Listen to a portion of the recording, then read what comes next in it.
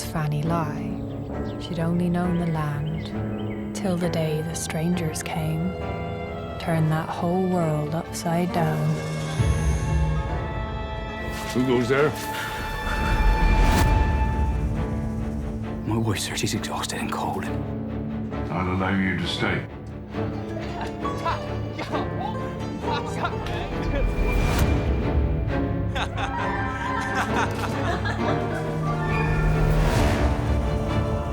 We are in pursuit of a pair of licentious heretics.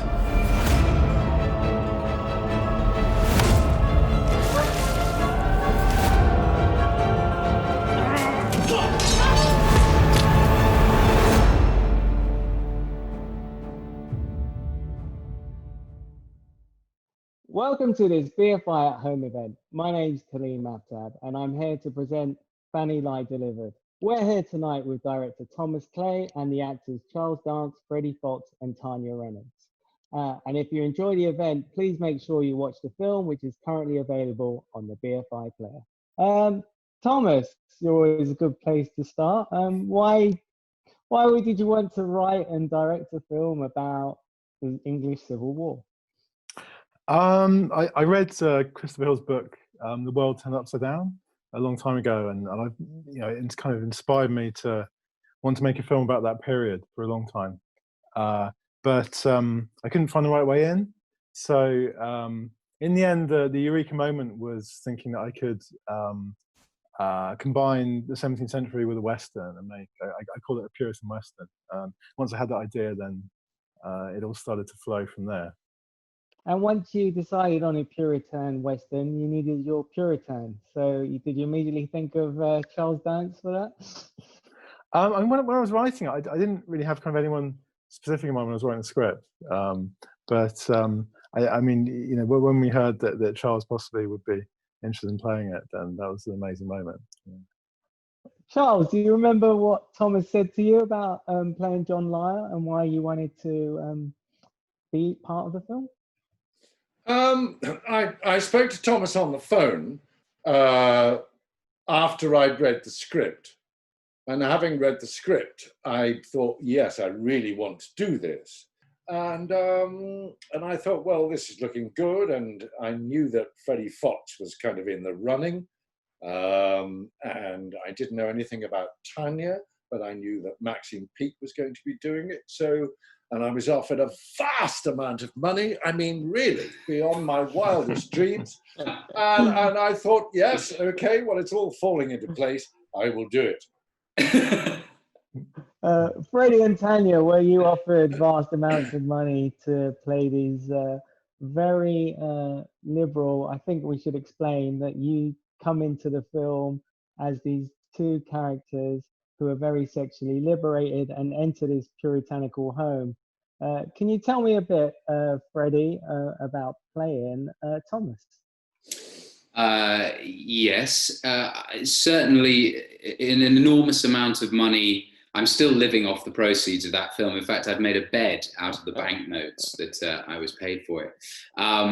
But it was for me. It was almost quite a quick turnaround from audition to shooting, because they'd already started filming when I was auditioning, and it was a sort of baptism by fire and ice. But I was very lucky that I had Thomas, who had a very, very clear vision for what he wanted, an amazing cast. Maxine and Tanya I'd never worked with before, but Charles I'd known for a very long time, and that having that luxury of having a collaborator who you completely trust and indeed sort of hold up to the light as someone who's a bit of a mentor for me, and always has been, was an incredible luxury. So I could get under the skin of the material quite quickly. It was a sort of fantastic chamber piece of actors sparring and aspiring together for 90 pages, and it's such a wonderful script. We had easy, great words to work with. And Tanya, for you to play Thomas's wife, Rebecca, can you talk a bit about your process of coming to the picture and how you work with Freddie? Yeah, I was I was super young. I just come out of drama school, so it was I was in a period of auditioning for stuff for the first time ever and not getting anything. So I didn't expect to get this job at all, and so it was a real surprise. It was my first job, and I didn't really know what was happening. I didn't know what I was doing. I was really excited by the script, and because I'd come out of drama school like 6 months before, I was in that gorgeous headspace of an eager young actor who and I was making up, because Rebecca, obviously in the film, we don't know an awful lot about her, and the things we do know are kind of lies that she tells. She's her most honest. You get most out of her from a scene she has quite early on with Maxine, when they're washing their clothes, and but other than that, you don't really, there's a lot to like make up. So I did a lot of I came up with vast, amazing backstories for her, and yeah, she was great to play, and it was a great experience. Obviously, a bit of a pinch me moment with it being my first job, to be in like a chamber piece with these actors, and everyone was ace. Like everyone was super supportive and welcoming, and helped me understand how to be on a set and how to do film acting, because I had no idea. Was there any particularly outlandish backstory that you created? I don't think outlandish. I think just that, I'm trying to remember it. It was so long ago, but I think that I had this whole backstory that she had like run away. She'd come from like a really broken home, and she'd run away. She'd found Thomas and like kind of attached to him. And even in my head, even though she kind of expresses herself as this incredibly liberated woman, she's still very much under Thomas's thumb. So I kind of thought that she would just do whatever he wanted. Like she would like throw herself under a horse if he told her to. I think she was kind of still very much under his control. But yeah. And Charles and Freddie, you have this great rivalry throughout the picture. Can you talk a bit about how you played that off and developed that? Freddie will tell you. Well, we developed it sort of in the crucible of this cottage that we were living in together, rather like The Odd Couple, that we play a scene in the day and we come home and cook for each other at night. Charles is a much better cook than I am, and a much better actor, so I had a lot to learn in both respects. But the dialogue that Thomas wrote was very, very sort of the time, and very specific, and you didn't want to in any way mess around with a single comma, really. It was so perfect. And so Charles and I had this great opportunity to rehearse, and we really needed to, because Thomas's ambition was to do a lot of it in long flowing takes. It's certainly the most maturely shot film I've ever been involved in. And so we had to be on point, so we didn't waste time not knowing our words or not being exactly specific with the script. I couldn't have put it better, Freddie. Thanks. And did you enjoy being such a Puritan, Charles? Are you quite rigid? Yeah, I just enjoy working, whether I'm being puritanical or completely the opposite. I just don't like not working. So, and if something comes along and it's decent and it's good work, that's great. If something comes along and it's not so good, then I kind of bite the bullet and try to do my best and with it. But, it's just the whole process of working. I love being on a film set, and it was great to be in the company of all of these people. So, yeah, I enjoyed it. Great. Thomas, even before all this action starts, you have this fabulous opening crawl, which immediately tells us about the death of Charles I, the arrival of Oliver Cromwell, and then you have this fascinating bit of information that it was during this period and violent time that our modern notions of personal, political, and sexual freedom was forged. Can you explain how you came to that idea and why that fascinated you so much? Sure.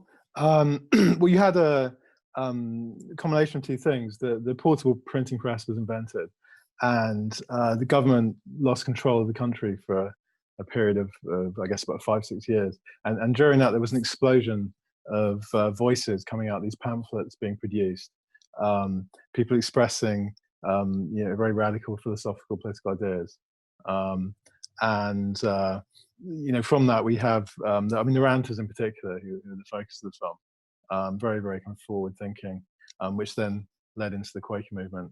Again, the Quakers, I guess, were a very early proponent of women's rights, and again, also out of that period, I think you have, without the English Revolution, there probably is no French Revolution, no American Revolution.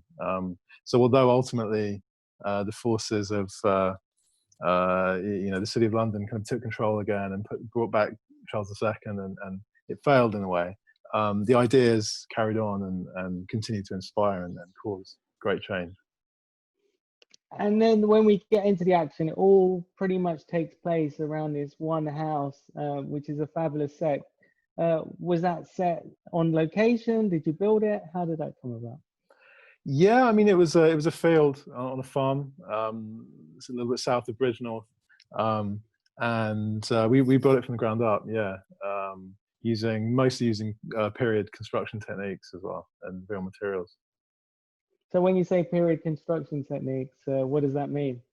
Well, you got the timber frame. You've got the we had carpenters kind of making the doors and the stairs, and blacksmith kind of putting in all the pieces. The fencing was built on site by a guy who kind of specialises in that particular kind of fencing, and yeah. But we had a film painting team as well, though. So once we'd done that, they had to kind of come in and age it, and so it was a combination of the two disciplines. What do you get from trying to mirror the period that you're making in the set design, and how did you do that with the actors, with the costumes and things like that? I mean, again, the costumes, we tried to be as realistic as possible, using materials that had been hand dyed and in using the methods of the period, mostly hand stitched, and then having the set, having all of it there, having all that detail. I think, hopefully it helps the actors, and at the same time, it gives us a freedom with the camera as well, that we can be inside, outside. We can turn 360 degrees. I guess the idea coming from something like Days of Heaven, Jack Fist's set there, or the farm in Once Upon a Time in the West. I think having that space that you can kind of experiment and then explore is a great thing. And Freddie, what did you feel being on this set as an actor? Did it give you some extra? Oh yes, I mean, the detail was apparent in every single peg that had gone into every crossbeam of the house, and you sort of fall in love with it, really. It helps you enormously because, it doesn't you arrive in 1657 every morning. And so you don't really have to think about it in the same way, that you're faking in front of a green screen or whatever. And it makes it a lot more fun, I think. I think I could speak for all the actors, I hope, that whilst there were difficulties associated with it too, particularly environmental, rain and adverse wind conditions that do really affect it, where you could sort of clear everything out in a studio, it made it much more fun, like a proper expedition into the unknown. And it's consequently a filming experience like no other I've ever had, one that felt more gritty under its fingernails, and one I'll never ever forget as long as I live. And Charles, with this filming experience, how did the fact that it was actually shot on film, which is so rare these days, which you've had a lot of experience of, obviously, how did that play into? Did it make the set feel different?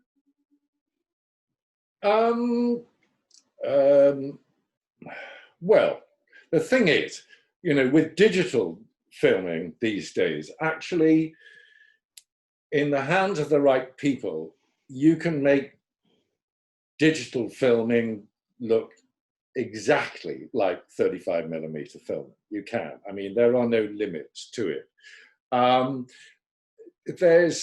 But there is something about shooting a film on film stock that we've kind of lost with digital shooting, because you can do take after take after take after take on when you're shooting digitally, whereas you have to be mindful of the cost of things when you're making a film on 35mm. And then there are kind of these quirky little nostalgic things, like these days, I've forgotten that there are phrases like a hair in the gate. Do you know? Because there is no gate and there's no hair when you're shooting digitally. I think it's a luxury, and I'm glad that it can still be afforded sometimes. But it's, the process is exactly the same.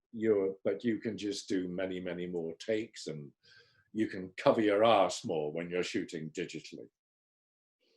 So, Thomas, why did you not want to cover your ass while you were making this film?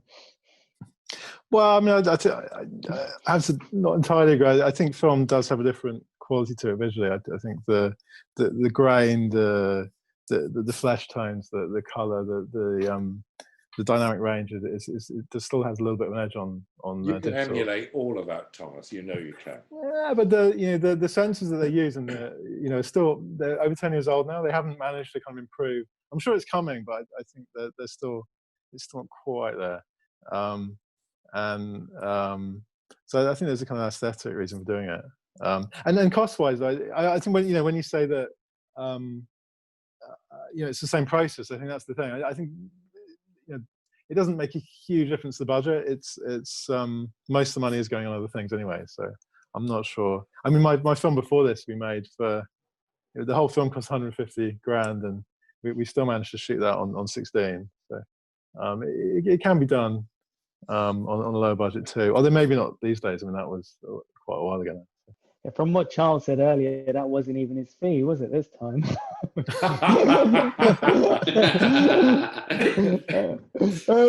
Tanya,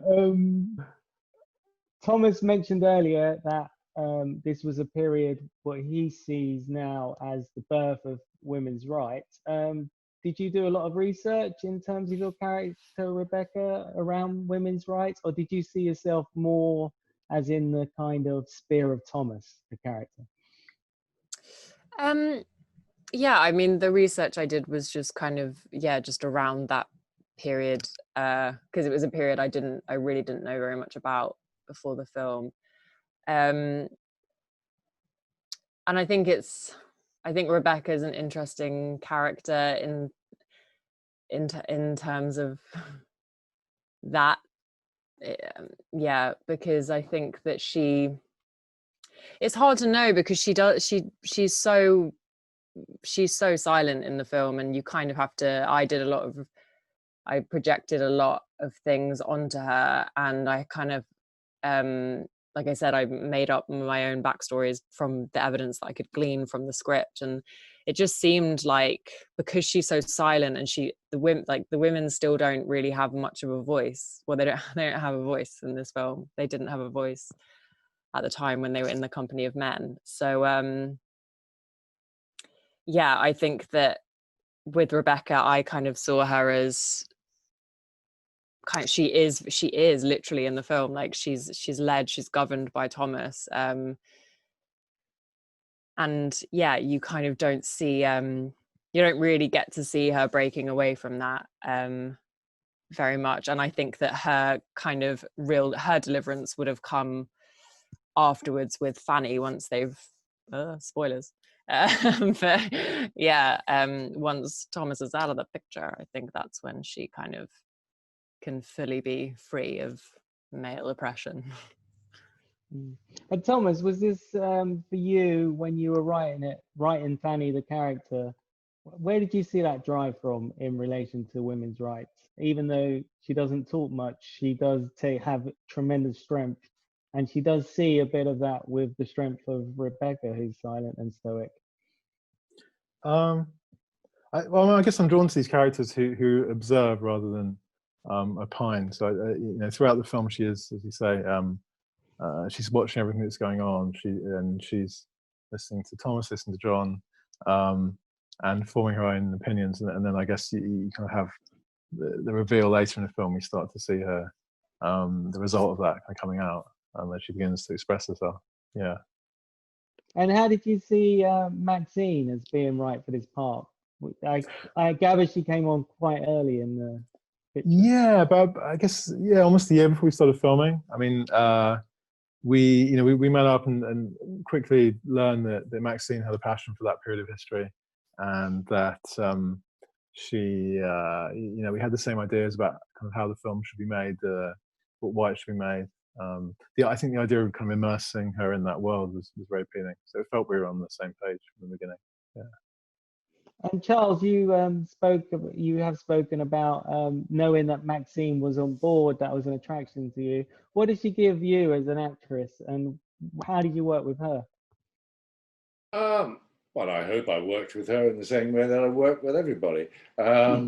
She is a wonderful actress, and she's mastered the art of what I think we all try to do, which is to not act at all, but to be, and she does it superbly. She's a very, very clever, talented, delightful woman to spend time with and to work with. And Freddie, you have a lot of tremendous scenes with Maxine. You also are instrumental in her change. Was that fun for you? Was that the main part of Thomas for you? I think it was tremendous, and as Tanya said earlier, to have that good fortune early in your career to work with actors like Maxine and Charles is an immense fortune and a blessing, because you learn so much from them. And I think I saw Thomas as, I mean, you could either see him as a kind of beneficent devil or a horribly warped angel. And I sort of wanted to see him as the latter, just because he has a sort of a philosophical determination to try and help a woman out of a patricianal yoke.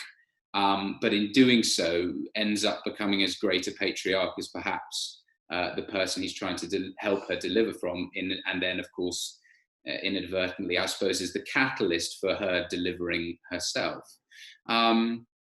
And just playing with those ambiguities of a real person who is horribly flawed, as Thomas's script dictated. I didn't need to do much more than play the dialogue, but it was a joy when you've got a great actor like Maxine to play those big, long, meaty scenes with. It's almost like theatre in certain elements, other than the fact that this framing and the lighting was so specific. So we were slightly more confined by those things, but certainly to play great dialogue with great actors is the reason I do my job. And as Freddie's mentioned, the framing and the lighting, can you talk a little bit about that, Thomas, what your ideas were there?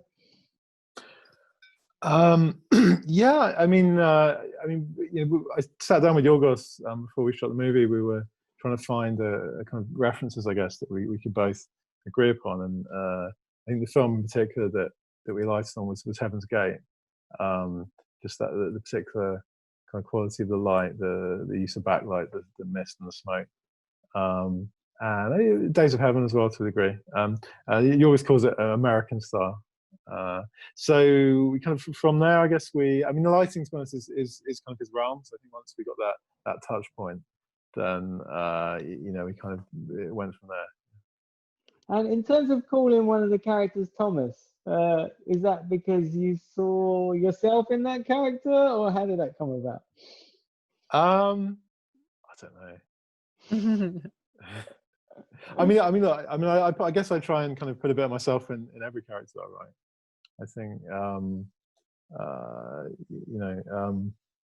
you're trying to, on the one hand, you're trying to kind of put yourself in someone else's head and use your imagination, use your empathy, but and at the same time bring yourself and kind of put those two things together. And I think that's probably true of every character. And Charles, in terms of the moral conundrum at the heart of this film, what's interesting is that it almost seems to be the same moral conundrum that takes place today. How did you see this story and what it said about the present? Well, I didn't really relate anything about the story to the present. I didn't think about that at all. I mean, I just wanted to play Thomas's script and hopefully as believably play that character as I possibly could. I mean, the last thing I wanted to do was think about the 20th and the 21st century. I mean, I wanted to keep myself in that period the whole time. And just going back to what you were saying earlier, it helped enormously to have that set to work in every day. You know, we weren't traveling and going somewhere else to another location. That's where we were, and wearing those costumes. That's, you know, it was really only when I went back to our little cottage in the evening, Freddie and I, that, you know, I was brought back with a bump to the present day. But I wanted to stay very much in the period in which we were working. So the dinners you were cooking were not 17th century dinners for Freddie then? No, they were not. No, no. Thomas, I also liked your use of animals, which seems to be a recurring theme in your films. Can you talk about your relationship to animals in movies? I don't know. I mean, you know, in this movie, it was part of the realism that we had the pigs actually kind of living on the farm, and I mean, we wanted to have more animals actually there, but we weren't allowed. You know, but I think the goose and the chickens had to be brought in for for the shots and taken out again. But you know, just adds to the realism, sure.